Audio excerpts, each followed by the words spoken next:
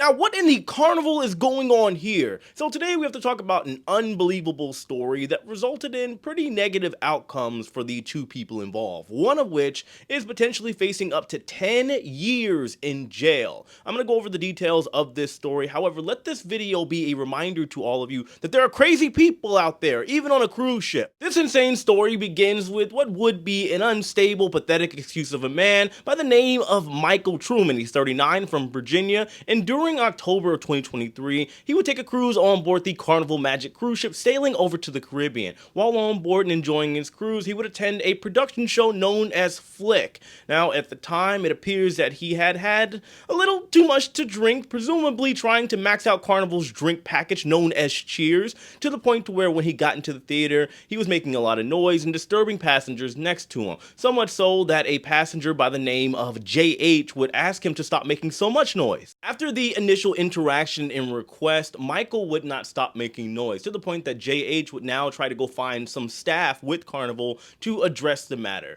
On his way to find the staff, walking past Michael, Michael then took a glass and bashed the other guy, JH, over the head with it. From there, he climbed on top of JH and began striking him. The aftermath of this altercation would unfortunately be that JH would have lacerations all over his face, to the point that he would require up to 16 stitches. Michael somehow ended up making it to his cabin. When security arrived to his cabin, he had his shirt off and he was tending to his wounds. He had cuts on his hands. Security would then ask what had happened, and Michael would say that he had no idea. He had had 3 to 4 drinks and deemed himself too intoxicated to function out there in the world, and he decided to contain himself and secure himself into his room. After a little pushing from the security on board the Carnival Magic, Michael would then admit that he's not the upstanding citizen that he was trying to portray, somebody that had too many drinks and decided to keep themselves in their room for the safety of themselves and others. Instead, yes, he had gone to the theater. However, he would not admit what had happened. He said that he was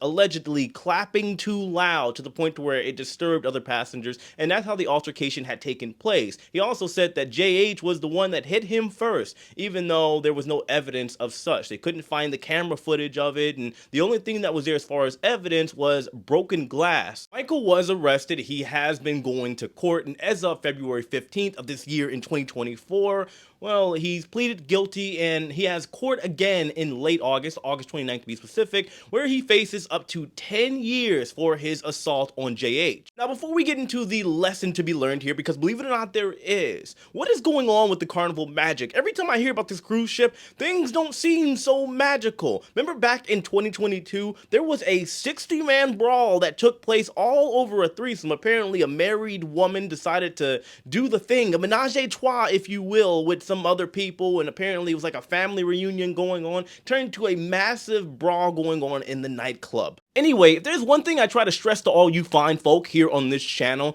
is that even if you're on the vacation, or in this case, the cruise of a lifetime, you are still living in the real world with real people. On a vacation, people tend to, I always say, be a little bit more sensitive at times, especially you have to think there is the factor of drinking, and people are kind of like on their birthday mentality. They want to feel special, and any little thing can set them off, even if they themselves are in the wrong. There are things that I don't like on cruise ships, when people are kind of just like mindlessly walking around the hallways, and then they stop to kind of congregate and gather together in the middle of the area, the hallway, and block everybody else from being able to walk past. I don't like people that are being disrespectful to crew. There's so many things that I don't like. However, one thing I have to stress is that typically when people are on vacation, they will leave their brain in the car, metaphorically that is. It's something I learned by working at theme parks and cruise ships and touring companies. I've seen all of it. People are not thinking. They are more so on autopilot, which means there is the potential for them to be set off very easily. What I mean by this is that if you look at this situation specifically that had taken place,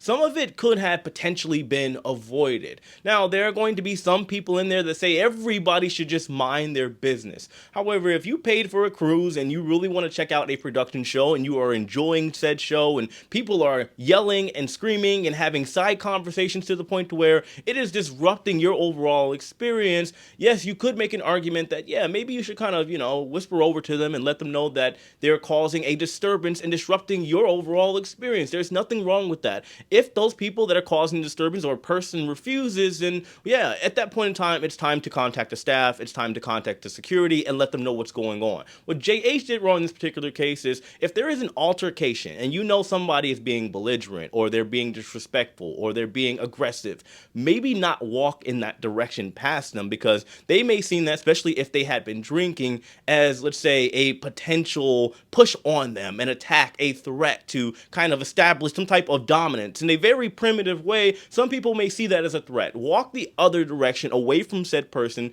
to, let's say, diffuse everything and go get the staff or security that is needed. To be clear, I'm not saying JH was wrong here. Hindsight is 2020, and looking back, yeah, he probably could have gone the other direction. He didn't know that the person that was causing disturbance had the emotional intelligence of a kindergartner, and well, this is a situation that has taken place. But of course, I want to hear from all of you on this altercation. What do you think could have gone differently? Do you think this man, Michael Truman, deserves more than 10 years in jail? Let me know your thoughts in the comment section below. Of course, hit that like button in your way, subscribe if you haven't already. You need to book a cruise, make sure you check out Lux Rally. I'm a travel agent, I can book for you, or my very box below. And oh yeah, I gotta let all of you know, I now have a public Facebook group for my YouTube channel. Make sure you guys go check it out. That will also be in the description box as well. I appreciate all of you, I love all of you, and I'll see you later.